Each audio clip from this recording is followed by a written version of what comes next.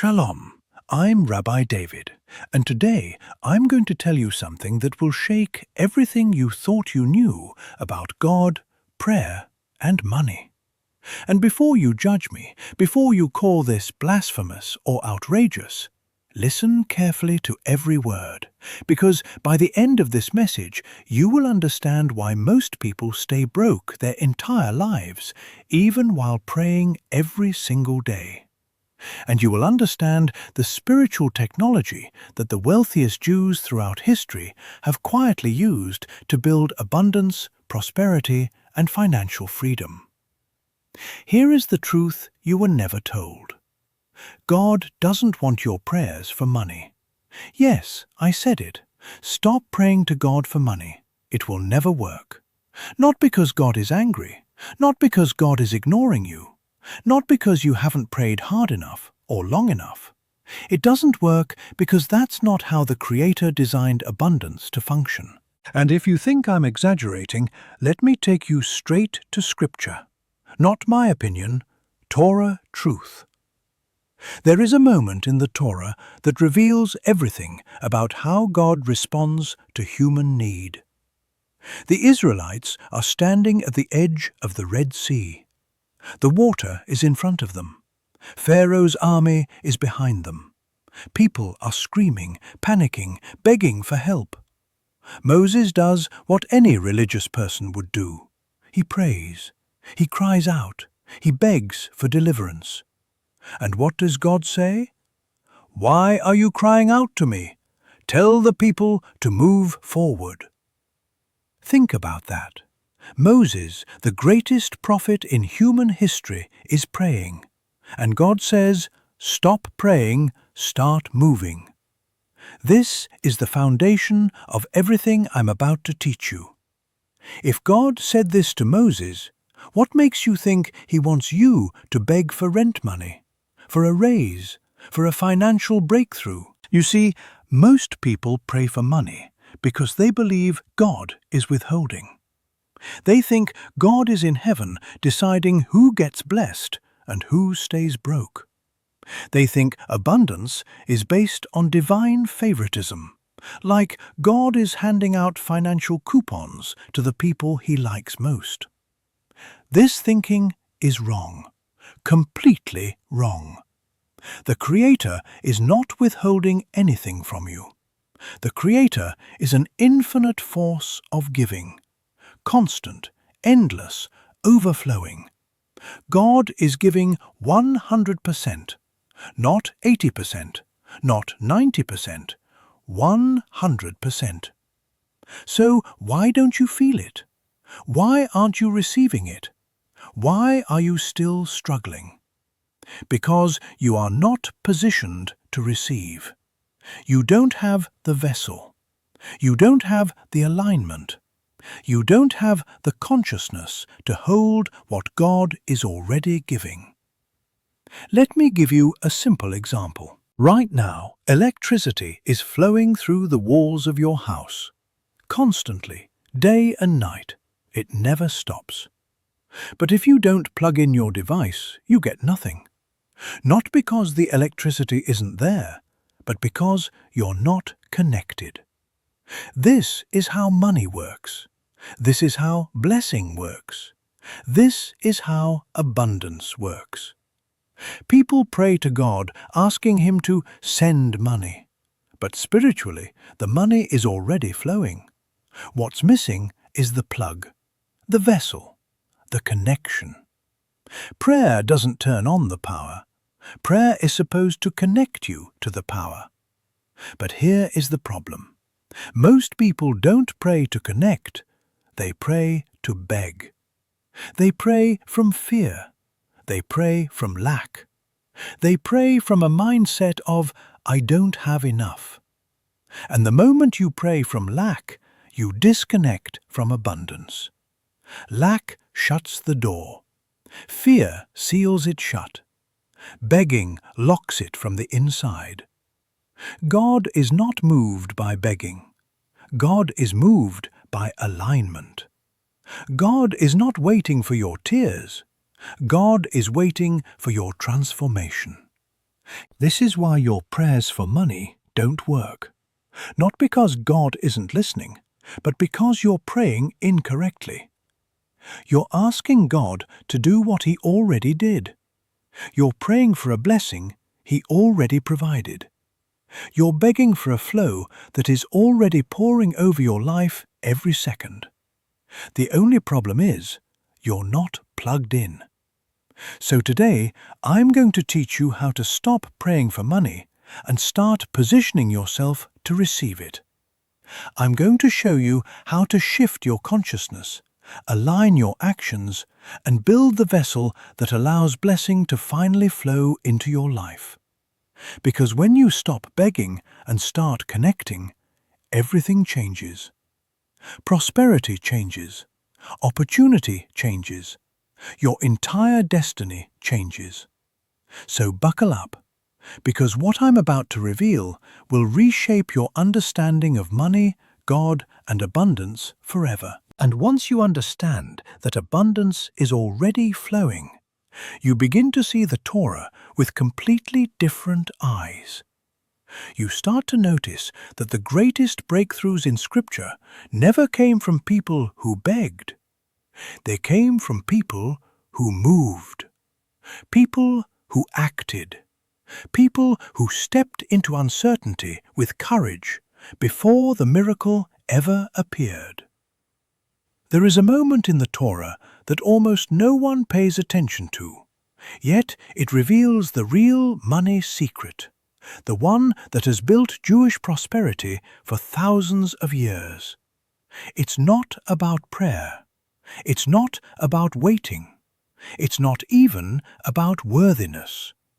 It's about alignment, mindset, action, and a kind of spiritual bravery that most people never tap into.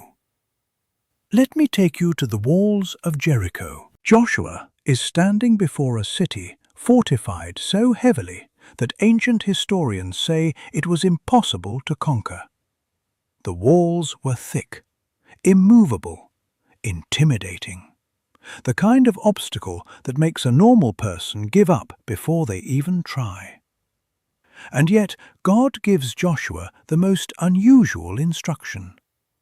Walk around the walls, every day, 7 days. On the 7th day, walk around 7 times and blow the shofar. Now imagine Joshua saying what most people today would say. But God, we need a miracle. We need you to break the walls. Imagine the people crying, begging, fasting, praying for the walls to fall. But God didn't say pray harder. He didn't say cry louder. He didn't say ask me to destroy the walls. He said move, walk, act. Do the physical part first, and the miracle will follow the action, not the begging. This is the pattern written into the fabric of the Torah. God almost never responds to passive prayers. Every miracle begins with movement. Every breakthrough begins with a human stepping forward before the outcome makes sense. Abraham didn't pray for wealth. He left his homeland. He moved. He built. He acted. Isaac didn't beg for abundance. He planted in a famine. He invested when everyone else was afraid. Jacob didn't wait for prosperity. He negotiated, strategized, and worked with spiritual intention. Not one of the patriarchs became wealthy by sitting under a tree begging for gold to fall from the sky. They didn't wait for blessing. They created vessels for blessing. They aligned with divine flow through courageous action, calculated decisions, and spiritual consciousness. And here's where this becomes personal. Because most people today act more like the Israelites before the Red Sea than like the patriarchs. Fearful, frozen, waiting for God to remove the obstacle before taking the step. They pray for the walls to fall while standing still. They pray for money while doing nothing to create a vessel to hold it. They pray for opportunity while running from responsibility. But the Torah shows the opposite pattern. God responds to movement, not stagnation. He responds to courage, not fear. He responds to aligned action, not spiritual passivity. The walls of Jericho didn't fall because the people begged. They fell because the people obeyed a spiritual principle most people ignore. Movement activates miracles. Stepping creates shifting. Walking creates opening. Courage creates collapse of the walls holding you back. And this applies to money exactly the same way. If you're praying for financial relief, but refusing to step into risk, you're doing the opposite of what every Torah hero did. If you're begging for abundance, but still operating from fear, procrastination, and small thinking, you're not aligned with divine blessing. You're aligned with divine resistance. Not because God blocks you, but because fear blocks the vessel. Money, like miracles, flows toward movement. And when you act with aligned intention, when you launch the idea, invest in the skill, make the call, walk the metaphorical wall, it's as if heaven says, "Now we can open the gates. Now the flow has somewhere to go." God never asked you to beg for money. He asked you to move in the direction of your calling. He asked you to create the vessel for abundance to fill. He asked you to walk, to act, to build, to align your consciousness with the flow already trying to reach you. And once you understand this, you stop waiting for the walls to fall. You start walking toward them with certainty that they have no choice but to crumble the moment your steps match your purpose. Most people think money is a reward, something God hands out when you're finally good enough, holy enough, or desperate enough. But that's not how the spiritual world works. In Kabbalah, money is not a reward, it's energy. And energy needs a container. It needs form. It needs structure. It needs a vessel. And without a vessel, the energy simply passes over you, around you, through you, but never into you. This is one of the greatest secrets in Jewish wisdom. And it is the reason why so many people pray for abundance, yet never experience it. The Zohar teaches a principle called kli, the vessel. The vessel isn't physical, it's spiritual. It's your consciousness, your discipline, your behavior, your structure in the physical world. Think of it like rain. Rain can pour from the heavens all day long, but if you're standing outside with your hands open, you'll catch almost nothing. But if you bring a bucket, suddenly you can hold what was always falling. God is always giving rain. The question is, do you have a bucket? Most people don't. They pray for money while living vessel-less lives. No structure, no discipline, no plan, no alignment, no container that can hold the blessing they're asking for. They want abundance to land in chaos, and even if it did, they wouldn't be able to hold it. The Talmud says, a blessing rests only on something prepared. Prepared means formed into a vessel. Without form, blessing has nowhere to settle. Look at your life honestly. You want more wealth. Where exactly would it go? You want more opportunity. How would you handle it? You want financial freedom. What system in your life is ready to receive it? The Kabbalists teach that light, or divine energy, never enters a space that isn't capable of holding it. This isn't punishment, it's spiritual physics. Light without a vessel is like electricity without wiring. It burns, it overwhelms, it escapes. This is why people who suddenly receive money often lose it quickly. They never built a vessel capable of holding abundance, so the blessing leaks straight out of their life. They blame God, they blame luck, they blame circumstances. But the truth is simple. The vessel was too small, too weak, or completely missing. And here's the part that shocks most people. Praying for money without building a vessel is spiritually meaningless. You cannot receive what you have not prepared yourself to hold. The Zohar compares this to pouring wine into a cracked cup. Everything spills.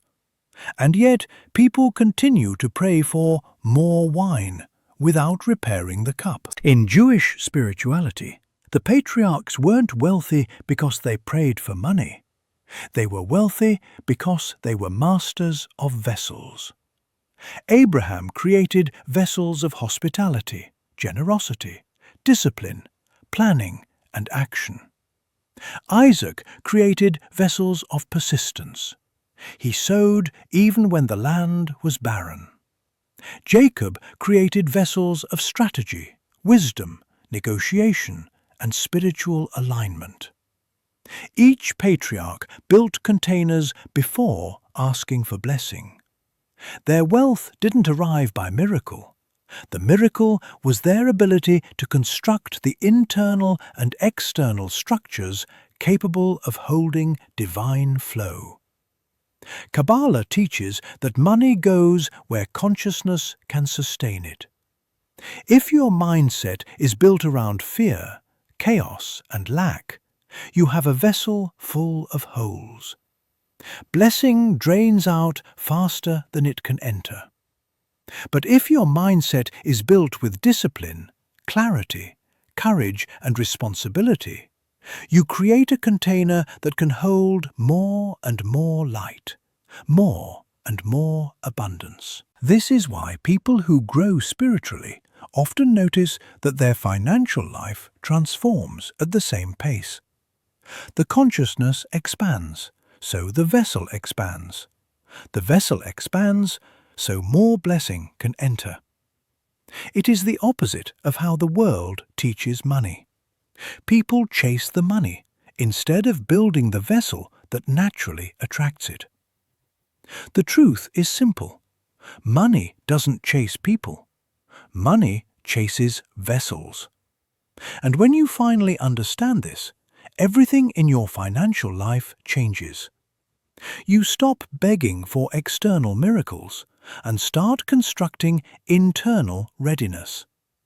You stop asking God to do what you haven't prepared for. You stop waiting for abundance and start building the structure that abundance requires.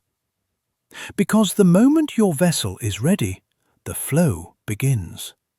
And not because God suddenly decided to bless you, but because you finally built the space where the blessing can live. And this is where we have to confront a truth that most people avoid, because it forces you to look directly at yourself instead of blaming God, luck, timing, or fate.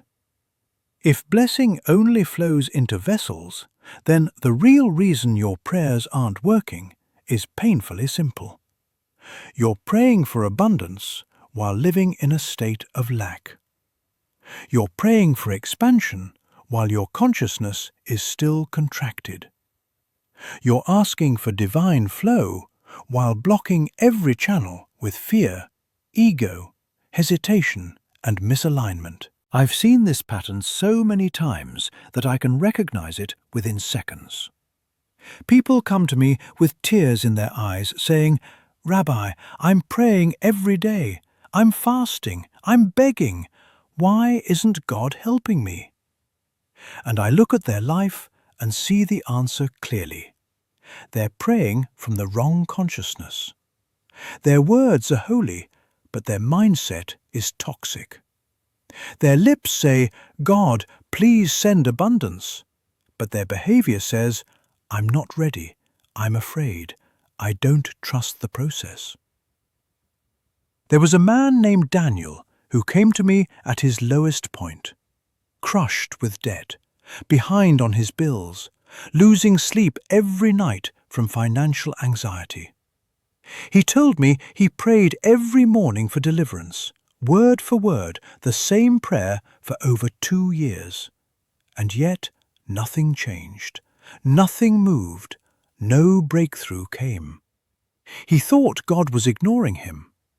But God wasn't ignoring him. Daniel was ignoring the spiritual laws. I asked him one simple question: "Show me your vessel." He looked confused. "What do you mean?" "Show me the structure you built that abundance can enter." He had none, not a single one. His day was filled with fear and avoidance. He had no plan, no steps, no actions, no discipline. He was praying for money while running from every opportunity to create it. His prayers weren't the problem. His consciousness was. The Talmud says, when a person refuses to grow, heaven refuses to answer. Not because God is cruel, but because blessing without growth destroys a person. If you give money to someone who is mentally unprepared, emotionally unstable, or spiritually misaligned, the blessing becomes a burden. Light without a vessel becomes chaos. This is why so many people lose the moment they gain. They pray their way into a miracle, but can't sustain it because the consciousness that attracted it was never developed. Winning the lottery ruins most people not because money is evil, but because consciousness was never expanded to match the blessing. Another woman I worked with, Miriam, prayed non-stop for a better job. Every single day she asked God for a career breakthrough. She said the right things. She cried real tears. But she carried a consciousness of fear and unworthiness. She turned down opportunities because she wasn't ready. She doubted her value. She waited for God to lift her without taking a single courageous step forward. One day I told her, "Your prayer is pure, but your ego is loud." She was offended. But ego isn't just arrogance. Ego is fear. Ego is self-doubt. Ego is the belief that you must be perfect before you act. Her ego blocked the vessel. Her fear made her spiritually closed. Her hesitation told heaven, "Don't send the blessing. I won't receive it anyway." Your prayers aren't working because you pray with your mouth, but block with your mindset. You ask God for more while living as if more would break you. You plead for opportunity while clinging to comfort. You pray for abundance while thinking thoughts of scarcity, complaining, comparing, doubting, procrastinating, and shrinking. Prayer without alignment is noise. Prayer without action is empty. Prayer without growth is ignored, not out of punishment, but protection. So how do you fix it? You shift the consciousness behind the prayer. You remove the ego. Every layer of fear, self-pity, blame, and hesitation. You take action even when it terrifies you. You build the vessel even when you don't believe you deserve the blessing. You align your daily behavior with the abundance you're asking for. If you want wealth, you must act like someone who can hold it. If you want opportunity, you must behave like someone who recognizes it. If you want blessing, you must become someone who can sustain it. This is not motivational talk. This is spiritual law. Heaven responds to alignment, not begging. The universe bends to consciousness, not desperation. And once you stop praying from fear and start moving from faith, once you stop asking God to rescue you and start behaving like someone who is ready for divine partnership, blessing begins to flow. Not because God finally decides to help you, but because you finally decide to open the door. And once you understand that misalignment, not God, is the blockage, everything shifts. Suddenly, you stop seeing money as something you chase or beg for, and you begin to understand it as something you activate, something you allow, something you make space for. And this is where the real transformation begins. Because the spiritual world does not respond to desperation. It responds to structure, clarity, and movement. There is a formula I teach that has changed countless lives. Not because it is complicated, but because it finally aligns human behavior with divine design. It is simple, powerful, and rooted in the deepest layers of Kabbalistic wisdom. And if you apply it with sincerity, it will alter the entire financial trajectory of your life. The first step is connection. Not prayer as begging, but prayer as alignment. Connection means tuning your consciousness to the frequency of abundance. You cannot receive wealth while thinking like a person who fears it, mistrusts it, or feels unworthy of it. Consciousness must rise before the blessing does. When you meditate, when you visualize, when you speak words of truth and gratitude, you are not convincing God. You are calibrating your inner world to match the vibration of divine giving. The Zohar teaches that the Creator is pure flow, pure generosity. But you only receive according to the level of your consciousness. A narrow mind receives narrow blessing. An expanded mind receives expanded blessing. So connection is the internal shift where you stop praying from lack and start thinking from abundance. Where you stop seeing obstacles and start seeing opportunities. Where you stop asking, "Why isn't it happening yet?" and start saying, "I am preparing to receive." But connection alone is not enough. Once consciousness aligns, the second step is creation. This is where most people fail. They meditate, they pray, they journal, they dream, but they never build the vessel. They never create the structure through which abundance can actually flow.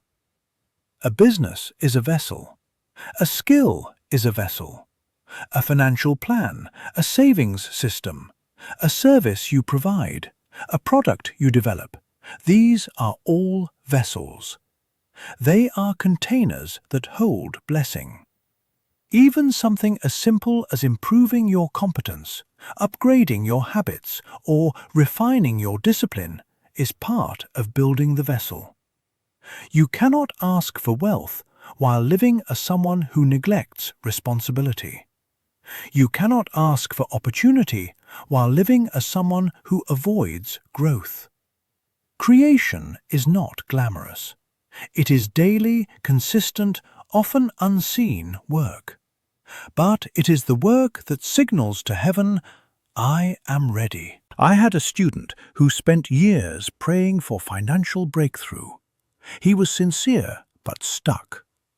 One day I told him, "Write the business plan you've been avoiding. That is your vessel." He resisted at first, but he finally wrote it. Within weeks, investors appeared that had been around him the whole time, but he never saw them because he had no structure they could connect to. The moment the vessel existed, the blessing arrived. And then comes the third step, the step that activates everything, moving forward. Action is the spiritual ignition. It is the moment you step into the unknown and declare with your behavior, not just your words, that you trust the process. The Red Sea didn't split when Moses prayed. It split when the Israelites moved. Jericho didn't fall when Joshua fasted. It fell when the people marched. Miracles follow motion. When you act with courage, when you make the call, launch the idea, send the proposal, show up with faith, you create a gravitational pull for blessing. Movement tells the universe, I am no longer waiting, I am co-creating. And heaven responds, not because you forced it, but because you aligned with it. This formula, connect, create, move forward, is not philosophy. It is spiritual technology. It is the blueprint the patriarchs used, the pattern every wealthy biblical figure embodied, the structure that transforms prayer into power. And if you apply it honestly, consistently, courageously, everything changes. Because at the end of the day, the message is simple. Stop praying for money. Start becoming the person who can receive it. Look at your life with unflinching honesty and ask yourself, am I living aligned with abundance or aligned with fear? Am I expanding or shrinking? Am I creating vessels or making excuses? Am I moving forward or standing still, hoping the walls will fall on their own? Wealth is not an accident. It is not luck. It is not divine favoritism. It is a responsibility, a spiritual partnership, a dance between heaven's infinite giving and your willingness to rise to meet it. When you connect your consciousness, create your vessel, and move forward with courage, you unlock a flow that was waiting for you all along. And once that flow begins, your life will never look the same.